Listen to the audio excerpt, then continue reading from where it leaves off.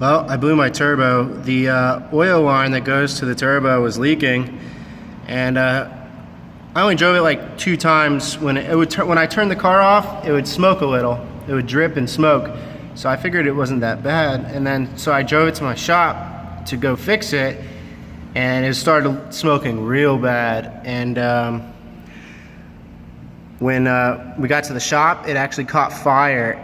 And I knew it could have happened, so me and my buddy Tyler was with me. He handed me the fire extinguisher like so swiftly, and I just put it out. So I got a new oil line and put that on, and I thought everything was okay, but the turbo started making a grinding noise. So I took it off. I took it to Boost Lab in Tampa, and it cost me $800 to rebuild this Garrett GT35R. They said it was real bad, and they said I should definitely have water lines running to it. So now I got water lines right there. Dude, this whole setup has been a nightmare. It's been, I don't know. AN lines are new to me. They're the worst. Don't ever get stainless braided lines because they're fucking terrible. So I had to tap my water pump right here and right here. Usually those holes are already there, but the mechanic, he welded those shut. So I had to drill and tap those. And to do that, I had to cut the tap in half, grind it down, and make it work. It was just a nightmare. So now I got the compressor housing off. I've been making all these lines. It's been taking me forever. I got a new oil line with a pressed-on fitting. This was like 60 bucks, I think, from Amazon hose. And yeah, I have a fuel leak now, so I can't even. Once I'm done with this, I got to start doing that. All right, guys. So I'm under the car. I wanted to show you the clearance on this drain tube. Look at that.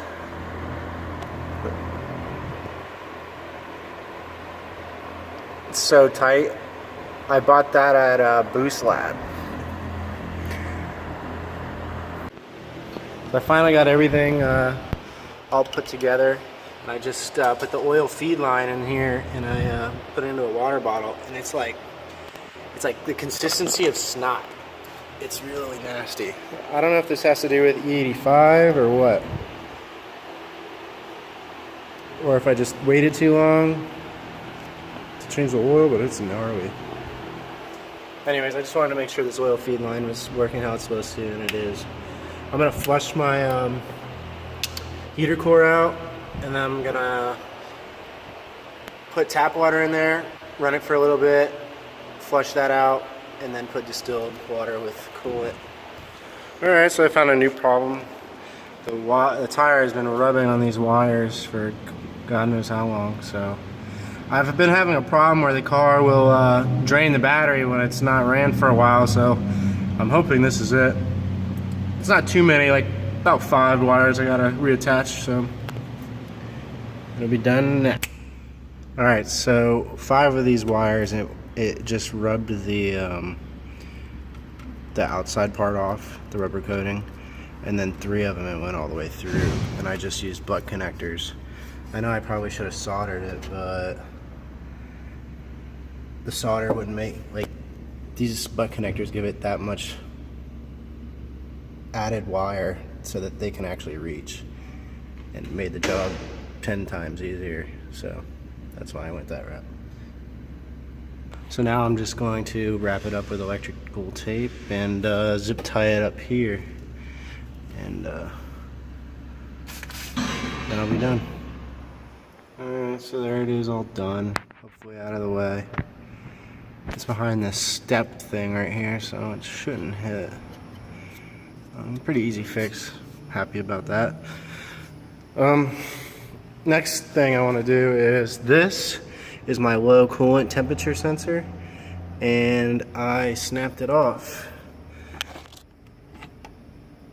on accident when I was working on it somehow, and look how much freaking wire I have to deal with. It's like a nub.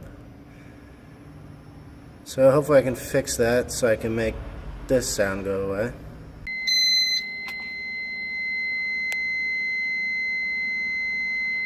Alright, I got the stupid thing soldered.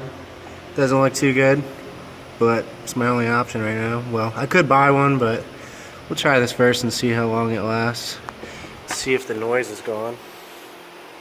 Alright, seems to be fixed. Sweet. Let's see how long it lasts though. Probably not very long. So my girlfriend got me one of these underhood lights for my birthday. So I'm gonna see how that looks. See how bright it gets. Alright guys, this is what it looks like with the light on. Hell yeah. It's dope. Got all the things you can see. I told her to get me the light that plugs in because I don't want to worry about battery power or something like this. I just want it to be on forever and not matter. And if I need something like I have this little Walmart light. It's not too bad.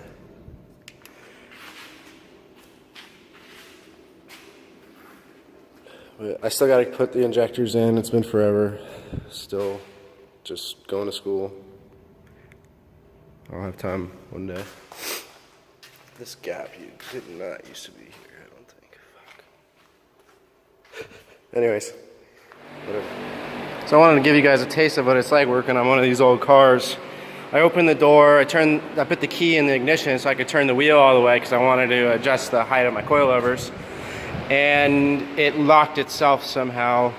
Like the old door, I can feel it barely wanting to open here, but it won't. So my keys are in there locked. So now I gotta go all the way home and get my spare key, which is a lot of fun. But I got the injectors working, not leaking. I had a little coolant leak. I just got into the car and fixed it. So everything seems to be in order, working fine. I just wanted to adjust my coilovers because I noticed that this side's a little lower in the front than this side. But yeah, that's about it.